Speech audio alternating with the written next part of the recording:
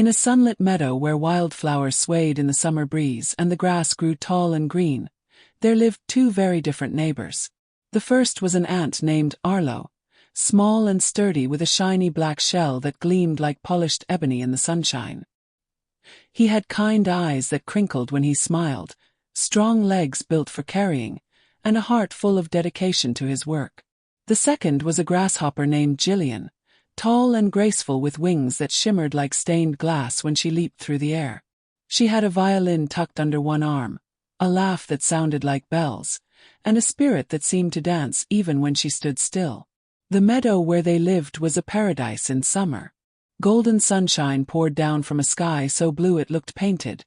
Butterflies floated from flower to flower like living confetti, and the air hummed with the sound of bees going about their important work.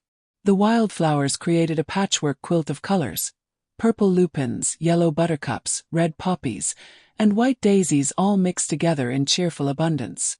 A small stream bubbled along the eastern edge of the meadow, its water cool and clear, perfect for a quick drink on a hot day.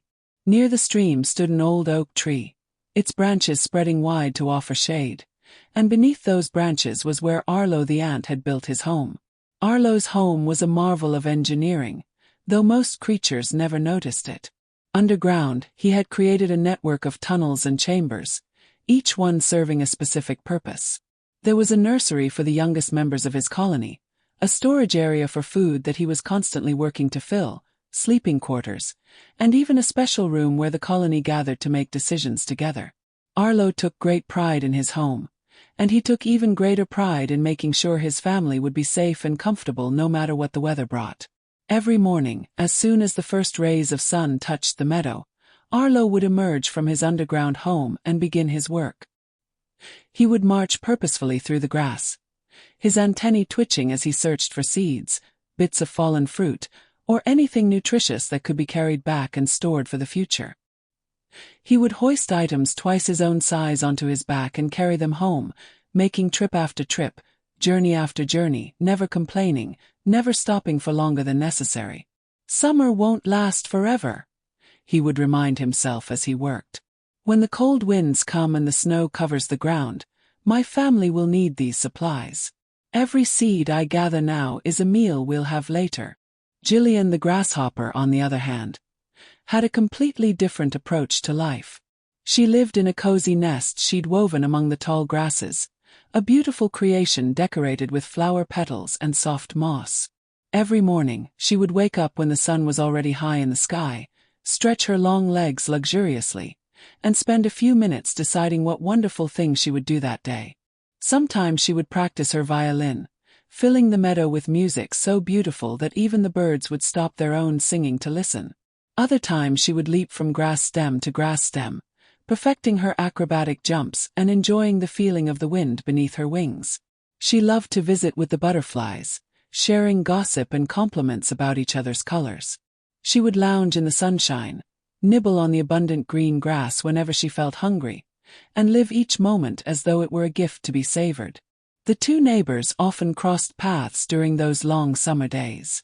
Arlo would be marching along with a heavy seed on his back, sweat glistening on his shell despite the early hour, and Jillian would be sitting on a daisy, playing a cheerful tune on her violin.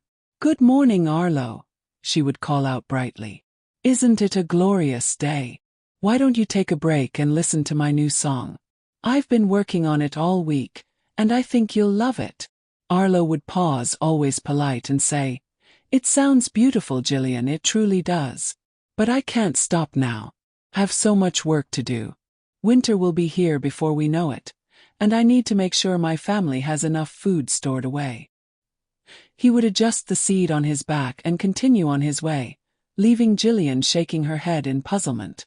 "Winter," Jillian would laugh, looking up at the brilliant summer sky. "Winter is months and months away. Look around, Arlo, there's food everywhere. The grass is green, the flowers are blooming, and the sun is shining. You're missing all this beauty because you're worried about something that's so far in the future.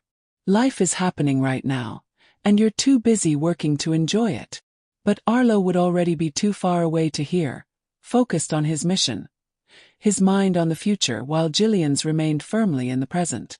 As the summer progressed, this pattern repeated itself day after day. Arlo worked from dawn until dusk, building his stores, preparing his home for the harsh weather he knew would eventually come. He reinforced the tunnels, organized the storage chambers, and created careful inventories of everything they had collected. His family helped, of course. His colony was a team that worked together, but Arlo seemed to work harder than anyone, driven by a deep sense of responsibility and a clear vision of what needed to be done. Jillian, meanwhile, made the most of every sunny day. She performed concerts for the meadow creatures, her violin singing out melodies that made even the grumpy old toad by the stream tap his foot. She organized dance parties where the butterflies and beetles would gather in the evening, moving to her music under the stars. She painted pictures using berry juice and flower petals, creating art that celebrated the beauty around her.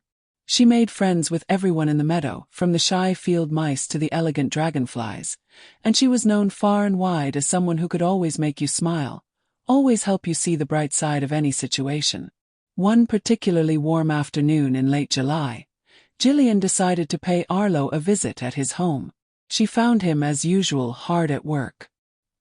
He was carrying a large breadcrumb that he'd found near the edge of the meadow where humans sometimes had picnics.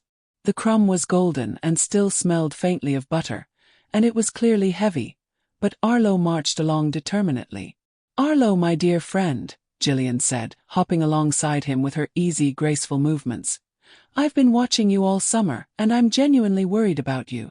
You work so hard from sunrise to sunset, and I never see you just enjoy yourself. When was the last time you listened to music? When did you last stop to smell the flowers or feel the sunshine on your face? Life is meant to be lived, not just survived. Come with me to the dance tonight by the old oak tree. Everyone will be there, and it's going to be magical."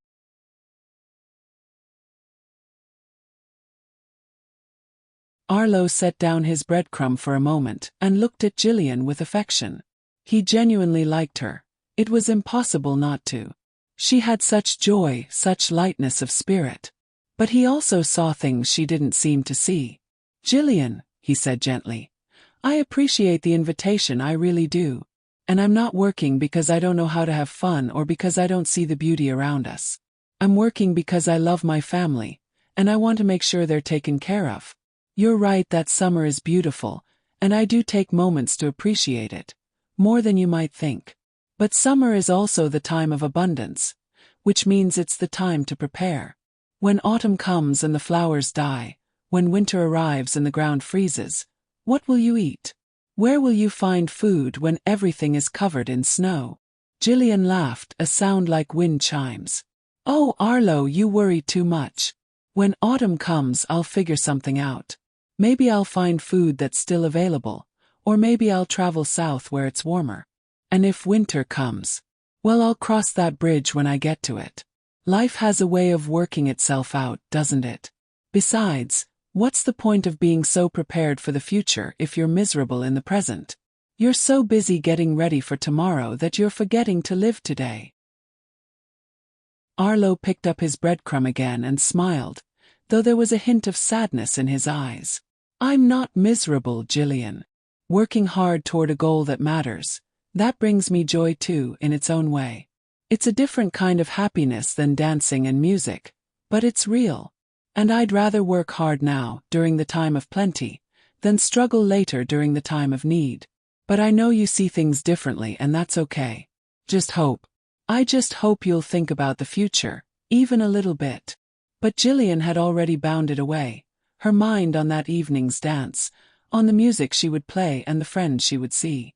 Arlo watched her go, then continued his work, adding the breadcrumb to his stores and heading back out for another supply run. The summer continued in this way, golden and warm and seemingly endless. But as all things must, it began to change. The first sign came in mid-August when the nights started getting slightly cooler. Then the quality of the sunlight shifted, becoming somehow softer, more golden than the bright white light of midsummer. The flowers, which had been blooming in constant waves of color, began to slow their production. Some of the early wildflowers went to seed, and the meadow started to look just a tiny bit less abundant. Arlo noticed these changes immediately and worked even harder, knowing that the easy time was coming to an end. His storage chambers were getting fuller, which brought him a sense of satisfaction and security. He had enough, he calculated, to feed his entire colony through even the harshest winter, with some extra besides in case of emergencies. Jillian noticed the changes too, but differently.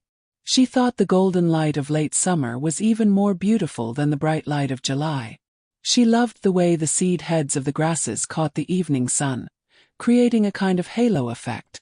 She composed new music inspired by the changing season, melodies that were a bit more mellow, a bit more reflective than her summer songs.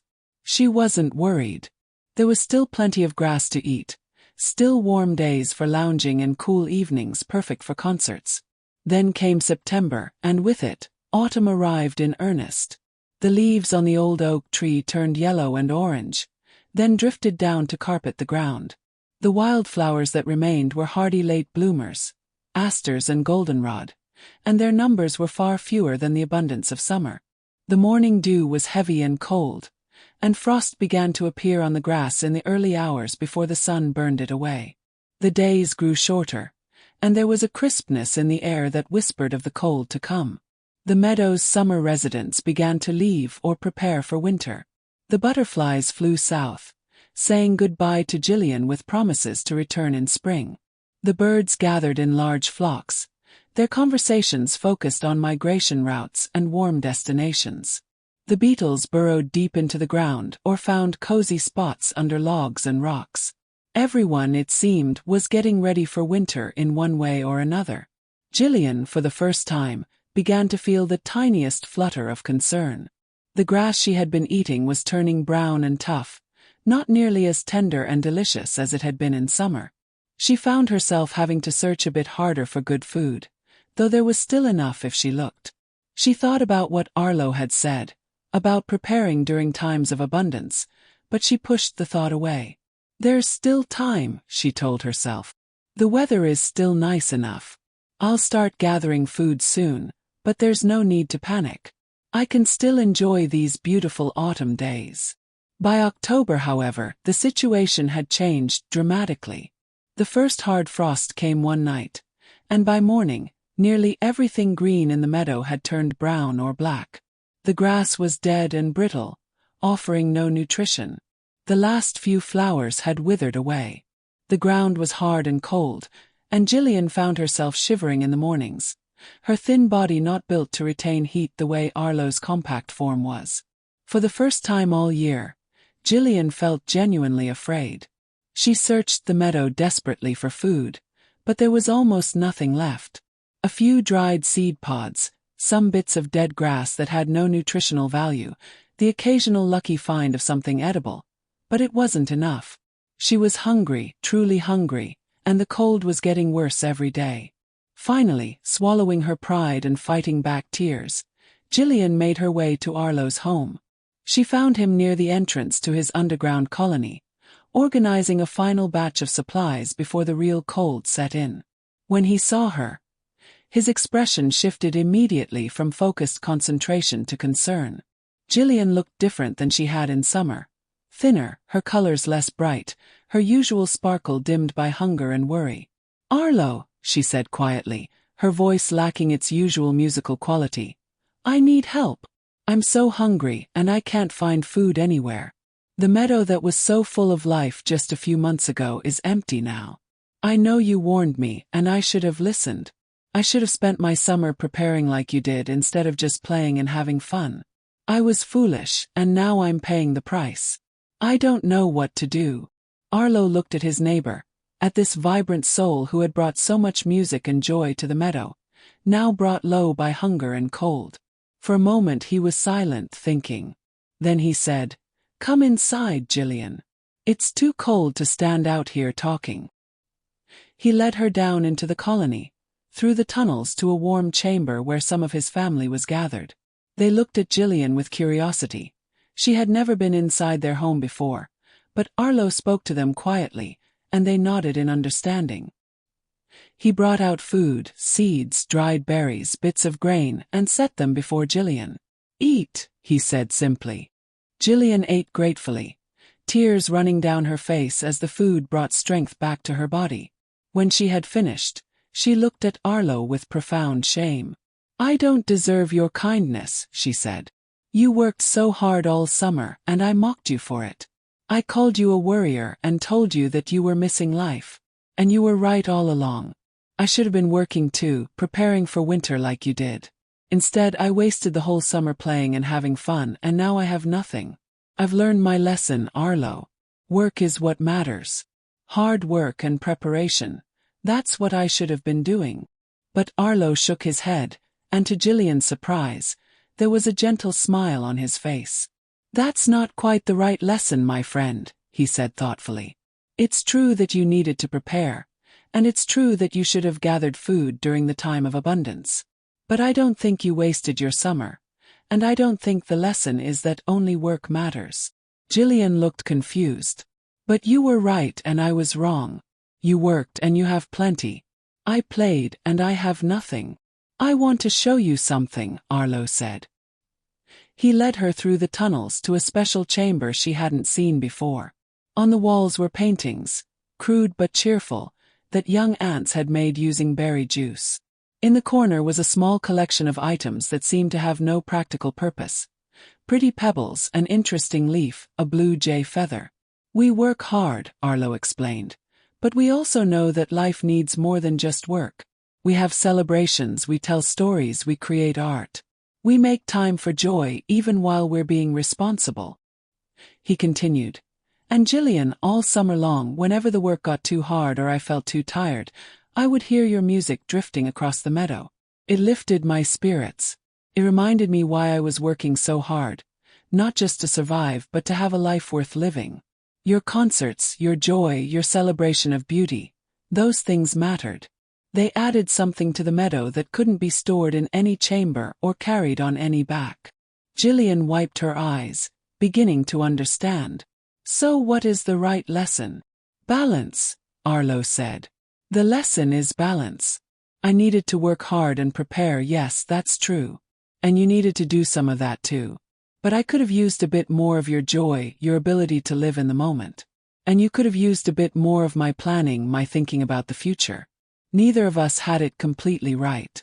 The ideal is somewhere in the middle, working hard during good times to prepare for difficult ones, but also taking time to celebrate, to create beauty, to enjoy the present moment." Over the following days, as the first snows began to fall and winter truly arrived, Arlo shared his stores with Jillian, but he also asked something in return. "Teach us," he said. "Teach my colony about music and art and joy. We've been so focused on work and survival that we've forgotten how to celebrate life. And in the spring, when the weather warms again, perhaps you can spend some of your time gathering and preparing, and I can spend some of mine learning to appreciate the moment. We can learn from each other." And so a new partnership was born. Jillian spent the winter in Arlo's colony, and she brought light and music to the tunnels. She taught the young ants songs and told stories that made them laugh. She organized celebrations for small victories and found reasons to be grateful even in the cold, dark months. The colony, in turn, shared not just their food but their knowledge. They taught Jillian about planning and preparation, about working together toward common goals, about the satisfaction that comes from being ready for whatever challenges might arise. When spring finally arrived, melting the snow and coaxing new green shoots from the earth, both Arlo and Jillian emerged from the colony changed. Jillian immediately began gathering supplies, setting aside a portion of everything she found in a small storage area of her own. But she also made sure to take time for music, for beauty, for joy. She worked in the morning and played in the afternoon, finding a rhythm that honored both responsibility and celebration. Arlo, inspired by Jillian's influence, started taking breaks during his work. He would stop to listen when Jillian played her violin, really listen, letting the music fill him. He began to notice the beauty of the flowers he walked past every day, the intricate patterns on butterfly wings, the way sunlight looked filtering through leaves. He still worked hard, it was his nature, but he worked with more joy, more presence, more appreciation for the moment he was in. The other meadow creatures noticed the change in both of them. "Look at Jillian," the dragonflies would whisper. "She's gathering food. She's actually preparing for next winter." And the field mice would nudge each other and say, "Did you see Arlo? He was lying in the grass yesterday, just looking at clouds. I never thought I'd see the day." One afternoon in late summer, as the meadow bloomed in full glory once again, Jillian and Arlo sat together on a flat stone by the stream. Jillian had just finished her morning work, gathering seeds and storing them away, and Arlo had just taken his afternoon break, as had become his new custom. They watched the water flow by, comfortable in each other's company, each one a little more balanced than they had been a year before. "You know," Jillian said thoughtfully, "I spent all last summer thinking you were wasting your life with all that work, and I was wrong. But I wasn't completely wrong, was I?" Arlo smiled. "No, you weren't completely wrong. And I spent all last summer thinking you were being irresponsible with all that play. And I was wrong too. But not completely wrong either." "We were both right and both wrong," Jillian mused. "We each had part of the truth, but neither of us had all of it." "Exactly," Arlo agreed. "Life isn't about choosing between work and play, between the present and the future, between responsibility and joy. It's about finding a way to honor all of those things. It's about working hard in good times so you're prepared for difficult ones, but also making sure the good times are actually good, actually joyful. What's the point of surviving winter if you were too busy to enjoy summer? And what's the point of enjoying summer if you don't survive winter?" Jillian added with a laugh. "We need both. We need to plan and prepare, but we also need to live and celebrate. Balance, that's the real wisdom." As the years passed, Arlo and Jillian became the best of friends, each one helping the other maintain that crucial balance. Arlo's colony became known not just for their hard work and preparation, but also for their celebrations, their music, their joy in living.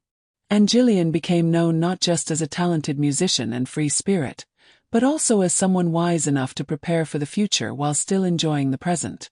They taught the younger generation in the meadow a lesson that was more nuanced than simply work hard or enjoy life. They taught them that wisdom lies in balance, in working diligently during times of abundance to prepare for times of need, but also in pausing to appreciate the beauty and joy available in each moment. They showed that responsibility and celebration aren't opposites but partners, each one making the other more meaningful. And when the meadow creatures told the story of the ant and the grasshopper to their children and grandchildren, it wasn't a story about one being right and the other being wrong. It was a story about two different souls who each had valuable wisdom to share, who learned from each other, and who discovered together that the fullest, richest life comes from honoring both the present and the future, both work and play, both responsibility and joy. It was a story about balance, and about how sometimes the most important lessons come not from being right, but from being willing to learn from those who see the world differently than we do.